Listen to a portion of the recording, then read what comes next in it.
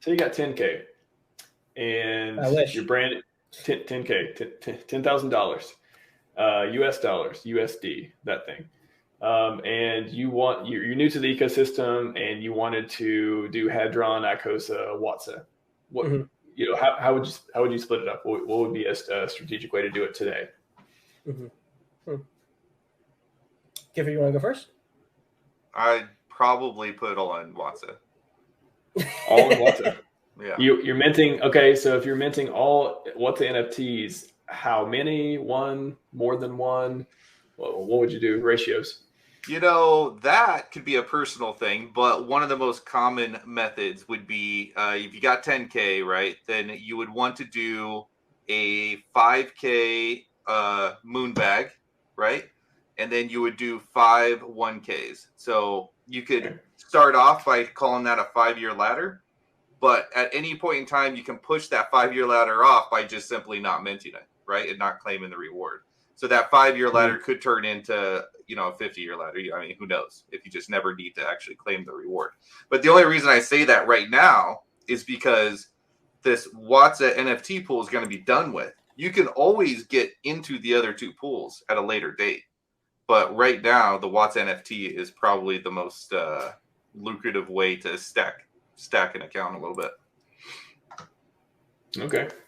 That's interesting. Because I guess if you're doing that, I would break it up into even smaller chunks than just a 5K and then 5 1Ks, because you're going to want to be nuking some of those stakes to get your ICOSA. So I would even go down to the $100 level. So you could as the yield gets higher and higher and higher, you can probably nuke some of those smaller ones and start dripping into the ICOSA pool. That's actually not a terrible strategy now that I think about it. You think, go all into one of the pools. Dude, are you crazy? But because that's so limited and the yield may catch up eventually to what you would have had if you just did it normally in the first place. You just sent some HSIs and you bought some Hedron to stake. It may even out at the end and even exceed it because that yield is adding up over time.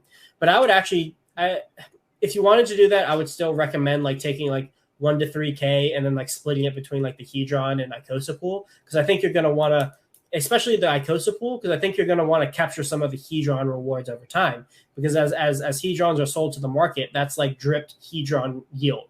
And so I think you'd want to get a position that is earning you Hedron as soon as possible, because we were saying before, some of this stuff could be 1 day type of events where the yield is really high for a day and then it reduces back to an average type of yield. And I don't think you want to capture some of that over time.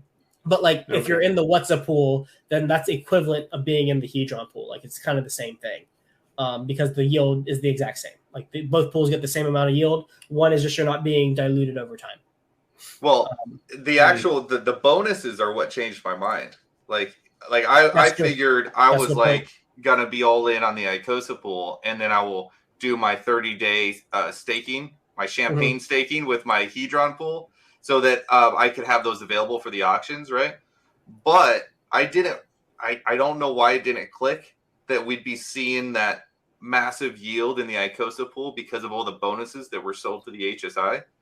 So you're not only are you going to actually get more yield in the WAATSA NFT pool than the Hedron pool, but it also will time out. And then there will be no more WAATSA NFTs to be made. Now, at that point, your position in the pool is fixed. However, it will increase over time as people claim and burn their money printer that they got there. That's a very good point. Wow. I like that. And remember that every time that we see this 90-day shift of these auctions, those WAATSs are going to get paid, going to get real paid, especially as people claim and they burn their WAATSs and your portion is increasing. It's definitely something to not sleep on. Is the reason you should go for the ICOSA pool over the Hedron pool because it's harder to get ICOSA and there's so much Hedron out there that you're just going to get diluted? Is that the major reason, why a lot of people advocate you stake ICOSA rather than Hedron? That's one part of it for sure.